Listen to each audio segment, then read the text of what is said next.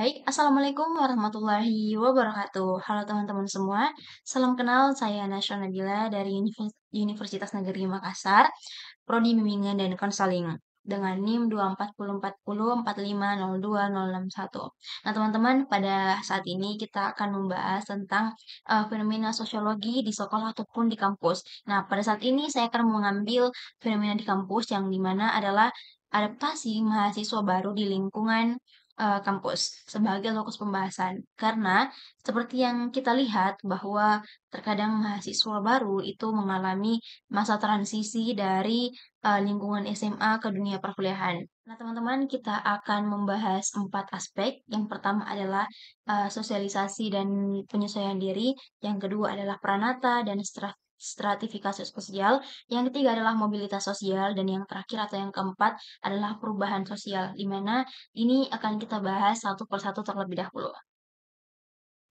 Kita akan membahas yang pertama atau sosialisasi dan penyesuaian diri, yang dimana mahasiswa baru perlu melakukan atau menjalani proses sosialisasi, yakni belajar mengenal nilai, norma, dan juga kebiasaan yang berlaku di lingkungan kampus. Proses ini tuh seperti interaksi antar dosen, kakak tingkat, senior, organisasi kemahasiswaan, dan di dunia perkuliahan atau di dalam kelas. Lalu yang kedua teman-teman adalah pranata dan stratifikasi sosial, yang dimana kampus memiliki pranata sosial seperti organisasi kemahasiswaan, birokrasi akademik, dan juga peraturan akademik. Yang dimana pranata ini mengatur bagaimana individu bertindak dan juga berinteraksi. Stratifikasi sosial itu bisa terlihat dari pembagian antara peran dosen, mahasiswa senior, mahasiswa baru, dan juga perbedaan dan bahkan perbedaan antar fakultas teman-teman. Oke teman-teman, selanjutnya adalah tuh yang ketiga itu mobilitas sosial, di mana melalui pendidikan seseorang bisa mengalami perubahan atau mobilitas sosial sosial vertikal atau naik ketika memperoleh gelar dan meningkatkan kualitas status sosialnya di masyarakat.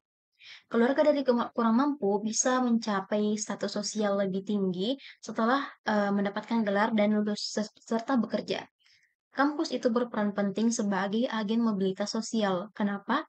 Karena kampus menyediakan akses pengetahuan dan jaringan yang membuka peluang perubahan status sosial. Nah, teman-teman, selanjutnya atau yang terakhir adalah perubahan sosial, yang dimana dunia kampus adalah tempat lahirnya berbagai perubahan sosial, seperti perubahan pola pikir, nilai-nilai kesetaraan gender, hingga penggunaan teknologi dalam pembelajaran. Mahasiswa bisa menjadi agen perubahan sosial melalui kegiatan seperti advokasi, penelitian, atau program pengabdian masyarakat seperti volunteer. Pendidikan adalah motor utama perubahan sosial karena mendidik generasi yang kritis, reflektif, dan berorientasi pada kemajuan masyarakat. Jadi teman-teman, itulah tadi sedikit pembahasan tentang psikoanalisis dari saya. Semoga bermanfaat dan semoga bisa masuk ke dalam memorinya teman-teman. Terima kasih. Saya Nasya Nabila pamit undur diri. Wassalamualaikum warahmatullahi wabarakatuh.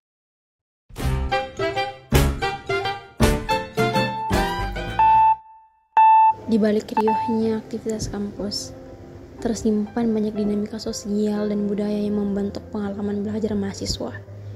Sebuah proses panjang yang tidak hanya mendidik secara akademik, tetapi juga membentuk watak, identitas, dan relasi sosial.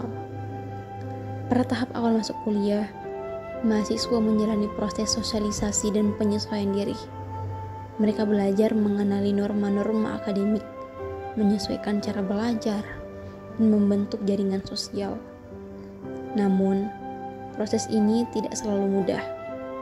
Bagi sebagian mahasiswa, terutama yang berasal dari daerah atau latar belakang ekonomi yang berbeda, proses ini penuh tekanan dan bahkan isolasi sosial. Di sisi lain, terdapat pranata sosial kampus, organisasi mahasiswa, birokrasi akademik, dan tradisi keilmuan yang membentuk struktur dan arah kehidupan kampus. Tetapi, struktur ini juga menghadirkan stratifikasi, sebuah sistem tak kasat mata yang membuat sebagian mahasiswa lebih mudah mengakses sumber daya dan peluang dibandingkan yang lain. Mobilitas sosial menjadi janji manis pendidikan.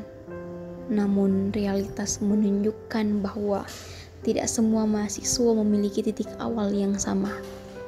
Ada yang punya akses ke les, jaringan keluarga, dan sumber daya digital. Sementara yang lain tertinggal dalam diam.